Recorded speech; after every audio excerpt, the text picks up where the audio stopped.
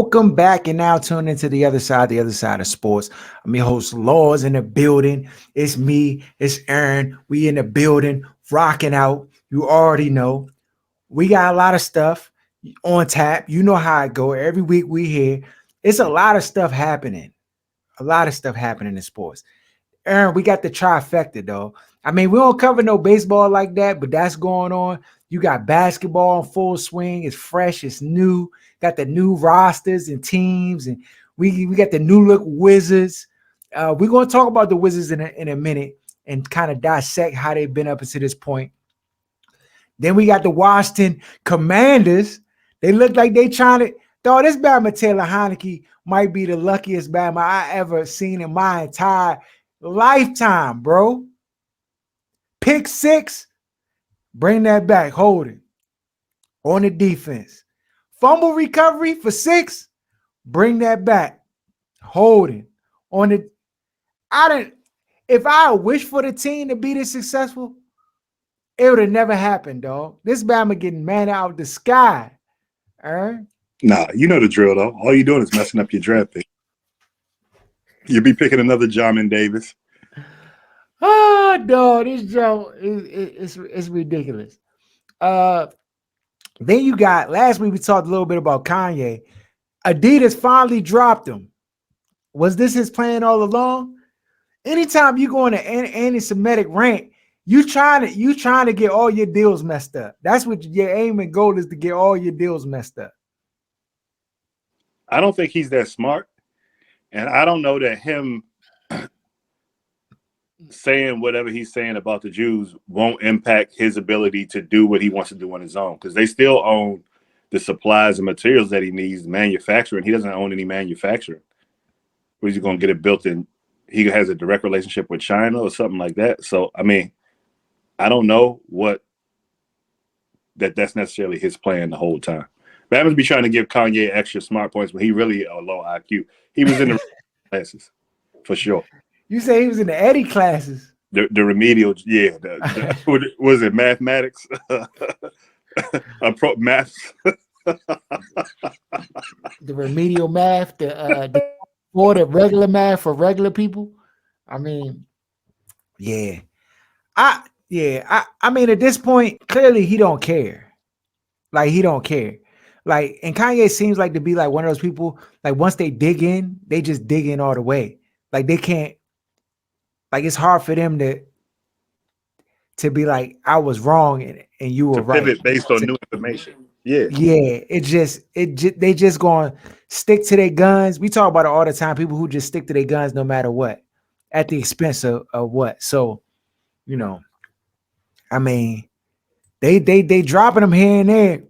So we'll see what happens in the near future with that situation. Dog, it's a lot of stuff. You know, it's a youngin who came out before we get into the NFL and stuff. We'll look at our games. Dog, you know, it's a youngin came out about LeBron James saying that he out here thotting with NDAs behind the scenes, and this good boy image is just a front.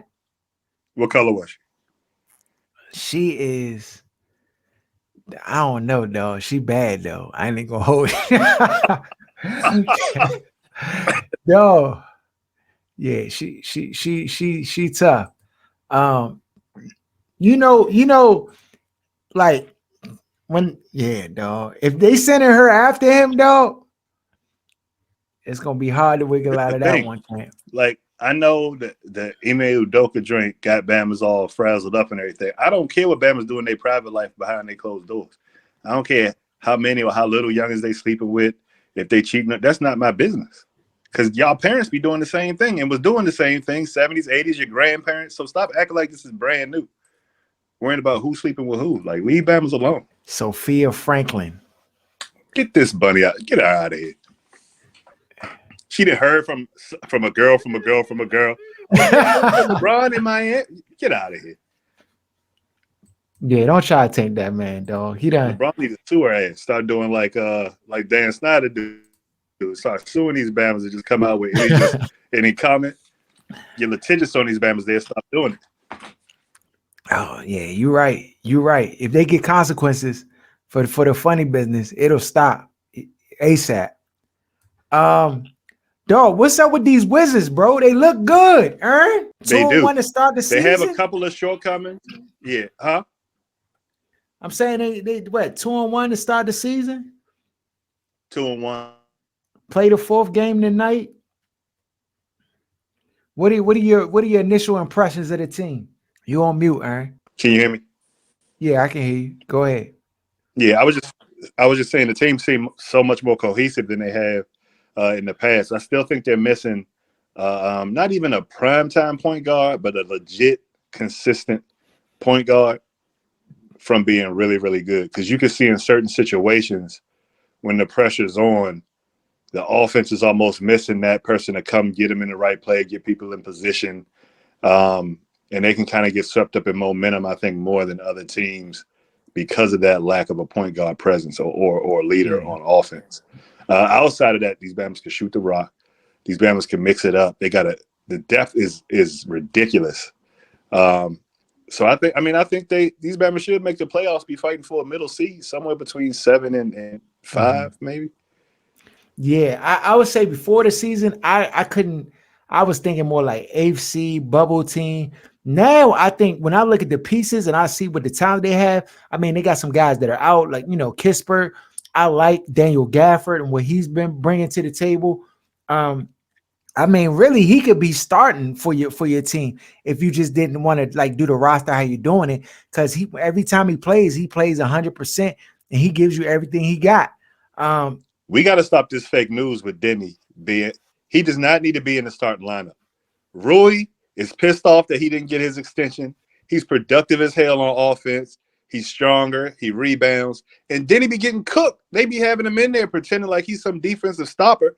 You got Bama spinning him around. It's just, when is this fake news going to stop? And that's all I'm waiting on. Like when Kispert get back, is he the starter? Is Rui going to work his way into the starting lineup? But they got to get off of this narrative about Denny it, being ha- this elite it starter. has to It's going stop. to impact the team at a certain point in the season. We said this. I was the first one to say the same thing about Dinwiddie last year, and Bama's got mad. Dog, they winning is looking. Dog, you cannot play that kind of politics with Bama's that play ball because they know. They know. They know. And the thing is, like, I was trying. I'm gonna give it 15, 20 games before I really tell y'all how sorry this Bama Denny Abdia is. And y'all can come for me, whatever. Y'all can throw me with Kanye and try, dog, you just no. The Bama is not that good. Rui's better. Let me just Kispert is say it better. again. He's not that good. He played 8 minutes in the Indiana Pacers game, had 4 points, 0 rebounds, 0 assists, 0 steals, 0 blocks. Get him out of here. And turnstile. Bulls game, he played 23 minutes, 6 points, 10 rebounds, 4 assists, 1 steal, 1 block. Okay, you can say that was a productive game. The Your 10 starter can't have rebounds, the 6 6 points. points, I'm sorry. but that's not a starter. That's not starter stats, in my opinion. Then game 3, they played the Cavaliers. He played 14 minutes, 2 points, 1 for 6, 0 for 3 from the 3-point, 2 rebounds, and 2 steals. Get him out of here. If they go into this season playing minute politics with this scrub, it's going to be bad. Rui's cooking. That Bama, he's pissed. Rui is cooking, though. And they go into him finally, letting him get touches when he's in the game.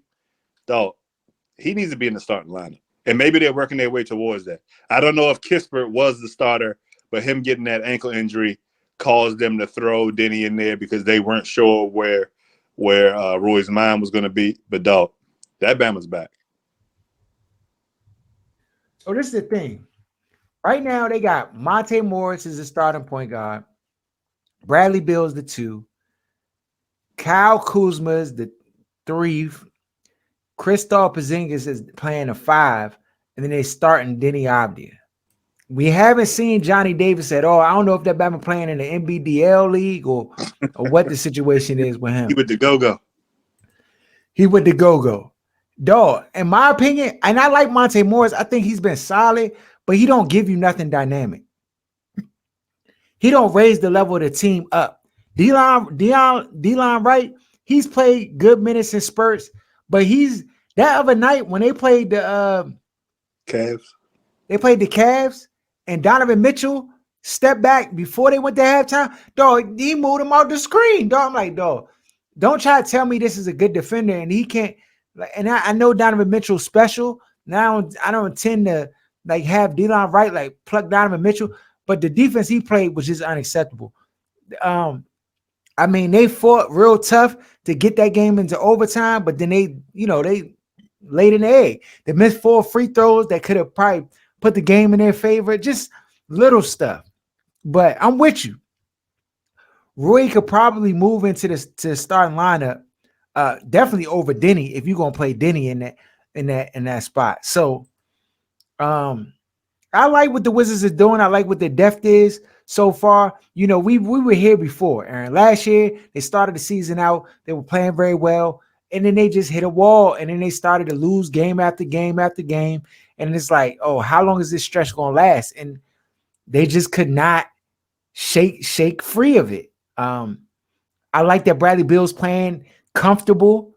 It looks like he's not having to be as ball dominant. But like I said, they went into that overtime game. You saw some of the old things that really kind of irks me with Bradley Beal kind of creep in. And, granted, Kyle Kuzma wasn't having the best game and he started to come on late in that game. You're going to have games where just things is not going your way, right? You got to fight. But ultimately, I'll say right now, up to this point, we've only played a handful of games. We'll see how they act tonight. I like what I'm saying. I'm trying to temper expectations because you know how I get, Aaron. I get too hyped over the team. I'm so as far as them making the playoffs and being better than they've been in the past 3 to 4 seasons. I think Kispert coming back and just watching how Wes Unseld Jr. handles this Denny situation. I mean, because nobody else thinks this situation other than us. Nobody else sees him as a liability. Mm-hmm. And a weakness in the lineup. And I don't like the thing that I called out last year is the politics are obvious when they're shopping people to be traded, or it seems like they're getting word from somewhere other than basketball X's and O's as to how the lineups are going to look and how the minutes are going to look. Players are aware of this. No matter how sneaky you try to be about it, players can tell when, hey, why all of a sudden this dude get minutes and this dude not, and this dude is better than that dude. Or certain situations, certain people aren't on the floor. And that's the kind of thing that can suck the life out of a locker room and suck the winning out of a team. Like you said, we saw this last year. And so I think they got to figure out, like you said, they've only played 3 games. Maybe the coaches are learning on the job as well as far as, you know what, this might be a better mix than the mix we came into the season with. So we'll see. Yeah. It's going to be interesting to see, bro. It's going to be interesting to see. In other news, this joke, I'm starting to think something happened, bro. I'm starting to think something happened. Because seeing stuff like this has me like, ho. The Bama Antonio Brown is releasing T-shirts with the caption "booming," and it's him being hugged by Giselle, who's Tom Brady's wife, going through a marital situation right now. And some people think AB is trolling. This is an extended level troll. If there's no credence or credibility to what he's implying by putting these T-shirts out, that he touched the Muyaya of Giselle at some point. One, Aaron, do you think that it happened? Do you believe that he? There's no way to know. The Bama was living in their house when Brady bought in New England. He had him living in his house. That would make you a shiesty type Bama, first of all. If you Bama bring you into his house to help you out on the job and you in there trying to touch his wife. That being said, if it is true, get an ABS Hall of Fame jacket right now. He the GOAT. He the GOAT. Yo, if that's true, bro, I'm just like, I'm trying to figure out. Nobody's asking the question. Nobody reaching out to see if there's any legitimacy to this. Yo, this is. I mean, the level of disrespect. We talk about disrespect. That's a high level of disrespect, though. Can you imagine somebody rocking a t-shirt with my wife on the front? Dog, you got to see me. They're gonna be indicted within 2 weeks. That's what I'm saying. It can't go down like that, though. Can't go But what down like happened? that. Like he was talking like Tom Brady was his friend. Is he mad about the exit from Tampa? Did certain statements get back to him, or did he try to get Tom to bring him back? I don't know what happened to where he went from them being cool and living in the Bama house to insinuating that he, touched the, as you would say, touched the yeah. I don't know, bro. But that Bama, he flagrant right here. He flagrant out here, Aaron. Yeah. He'll never get another job in the league. Oh no, for if sure. there was ever a That's question, they're not going for this. it's not happening, dog. He burnt every bridge that was left. Dog, did you watch the Monday night game last night? Yeah, it cost me $1,500. Bro, so this is the thing. First of all, I have a problem with the broadcasters. Fact. The reason I have a problem with the broadcasters is because I watch enough sports, I see enough scenarios.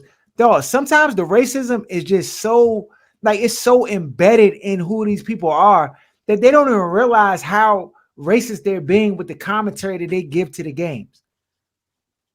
We saw, what's the Bama name? Zappy Fry for 2 games, lead the team to W's that people really didn't, they counted him out.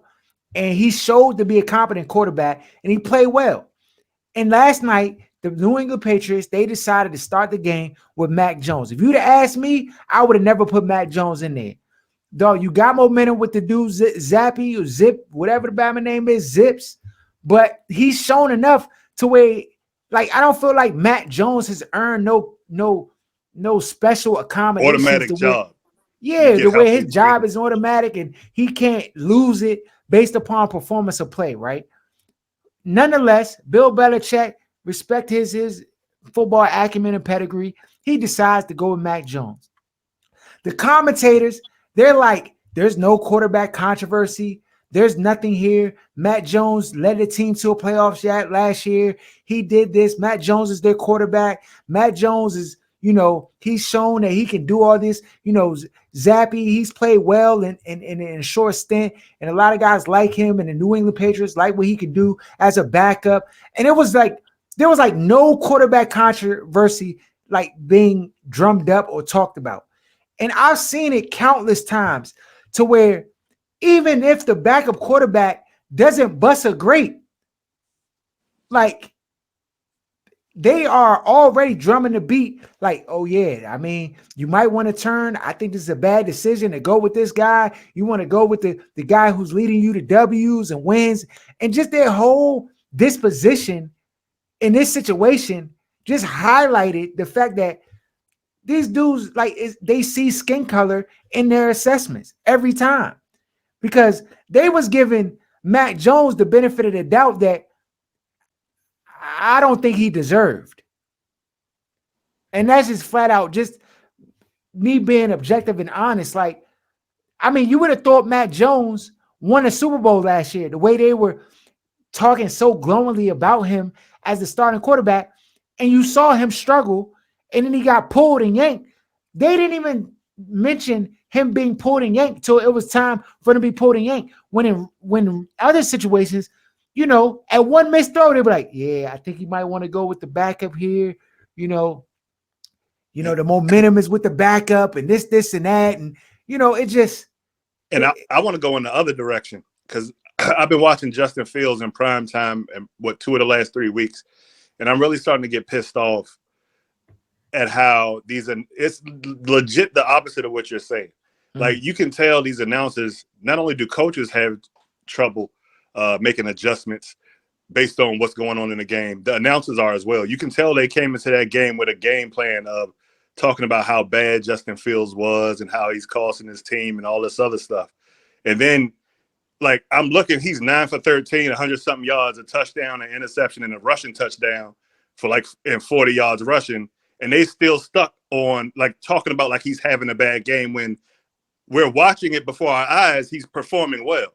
And it takes until going into the fourth quarter when they're up 2 scores, all of a sudden they're like, oh, he played well. So then they pivot to having to have a different discussion when it's obvious the Patriots aren't going to win that game.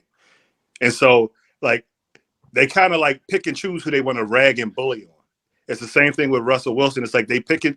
It's a lot of bum quarterbacks in the league, particularly white bums. And they always find a way to massage the terminology and the semantics when it comes to them and their struggles. And it's always, oh, he missed a throw. Whereas when Justin Fields misses a throw, he's inaccurate. You got to be more accurate with that. And they want to, discuss the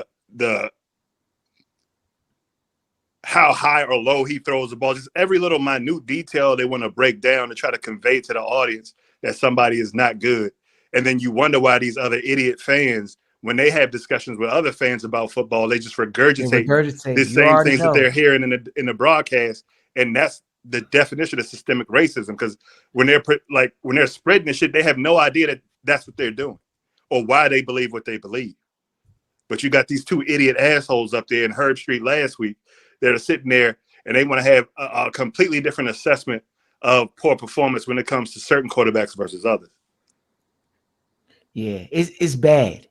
They and I mean, nobody's going to sit on ESPN and talk about how, the racist undertones that's in it, but like it's clear and it needs to stop, dog. It needs to stop because it's even blatantly obvious. Even if you go look at Heineke, I want you to watch the first half that Justin Fields had last night, and then go back and rewatch the Washington game because we got the joint where we can go back and watch the broadcast. Mm-hmm. Watch the commentary.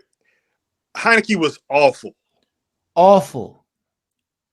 And then if you watch the commentary on that, and then Justin Fields, who goes into halftime, I think 10 for 13, 121 yards, winning. A touchdown, an interception, and a rushing touchdown as well. And watch that. And it's like, are we watching the same sport here? It's completely different. And until somebody steps up and starts calling this stuff out, they're going to be allowed to continue to do this. I don't care if they get pissed off and get mad and don't want to hear it. It gets to the point where I don't even want to watch with the sound on. I don't watch with the sound on. Because I can't. It's inconsistent. It's inconsistent. It's upsetting. It's angry. Like, and quite frankly, like, somebody needs to say something about it. And this is on the Monday Night Crew. What's that? ESPN runs that? Oh yeah, I'm gonna tweet them as soon as I get off because it's unacceptable. Bro, and I watched them talk about Mitchell Trubisky and try to find things to say positive when he's out there slumming and other bums that they got in the league. And it's just they always have the benefit of the doubt where it's just a matter of time. He's young. He needs time. It's the coaches. It's the play calling. But when it's a black quarterback, they want to defend the coaches and anything other than being consistent all across the board. Now, if they slandered the black quarterbacks and slandered the white ones, called them bums and did all the same stuff, giggling and laughing last night like Troy and Buck was doing, I'd be fine with it. But it's inconsistent, and that's the part that pisses me off. Yeah. No, that's a fact. That's a fact. On our games, let's see from last week. So I ain't do the calculations, but we're gonna go through it real quick. Saints and Cards. I think the Cards won that by more than 1.5 points. Yeah. All right. So we got that. Make that green. All right. Falcons and Bengals. Bengals won that by more than 6. All right. Lions at Cowboys. Cowboys won by more than 7, I believe. I'll have to look. I think the Cowboys did get it by more than 7. Colts at Titans. Titans won that by more than 2. Green Bay at Washington. Aaron, Lone Ranger. Dog, what possessed you to go with them bums, dog? Green Bay is struggling. It might be time for them to hang it up because they struggling, bro. Uh, you heard what you call it, talking about like, oh, this might be good for us because then we got the Bills. Sunday night we should be. Y'all about to get mudholed by the Bills. I don't care what they tell you. Bucks at Panthers. Panthers shocked the world. Shocked the world. Then we had Giants at Jags. Giants win with that last second stop at the goal line. Then we have Ravens at Browns.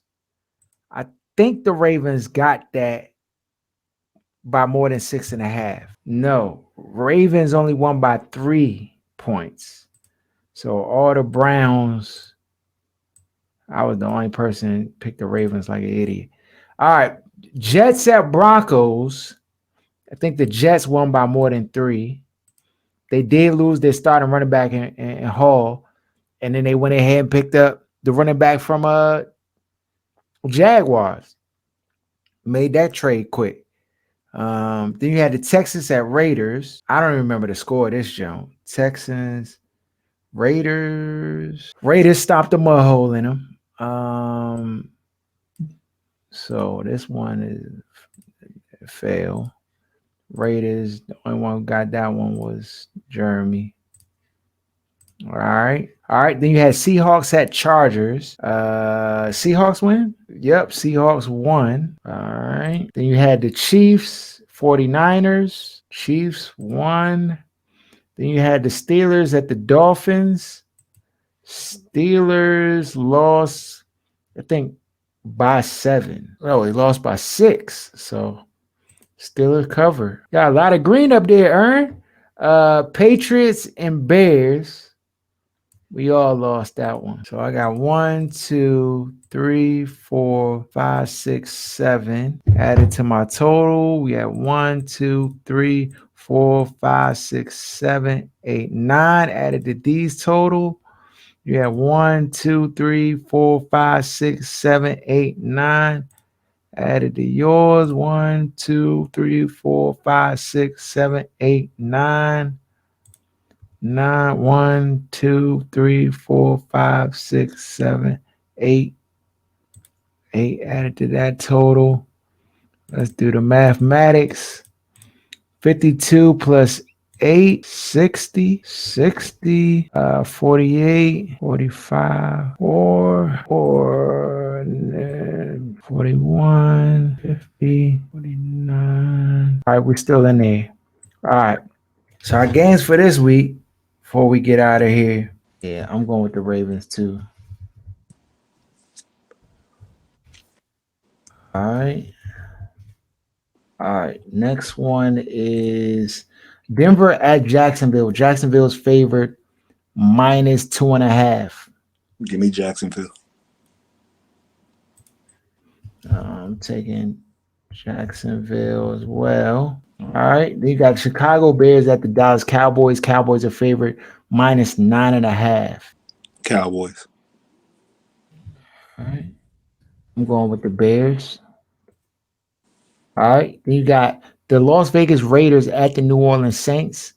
Raiders are favored -1.5 as the away team. One more time.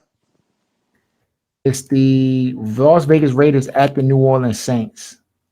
And what's the spread?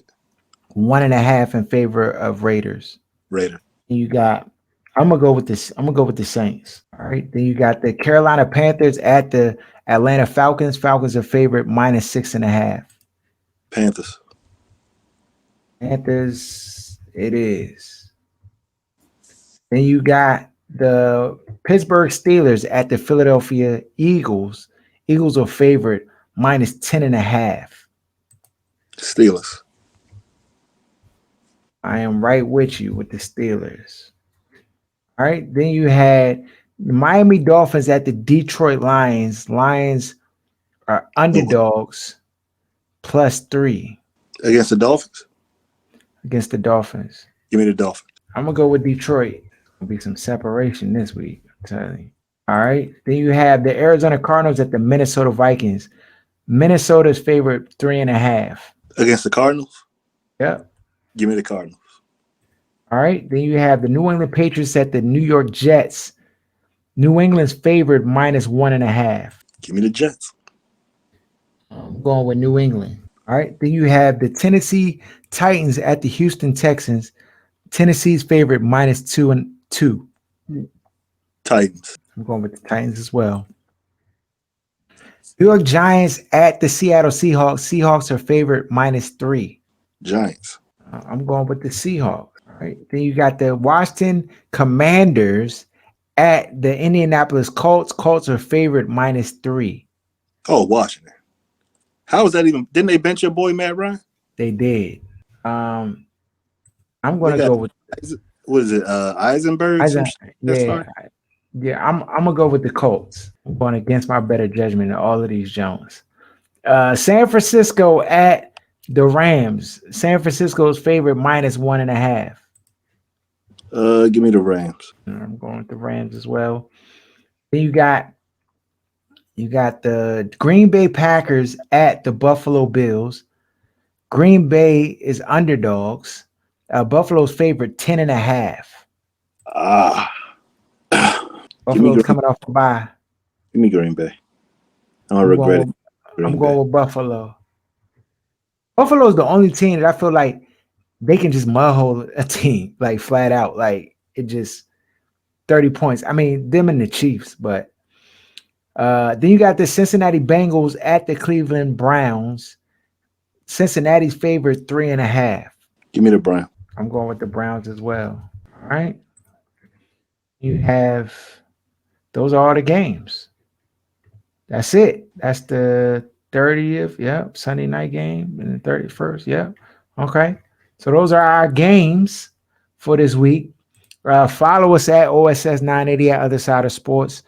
Definitely subscribe to the channel. It's your boy Laws Aaron signing out.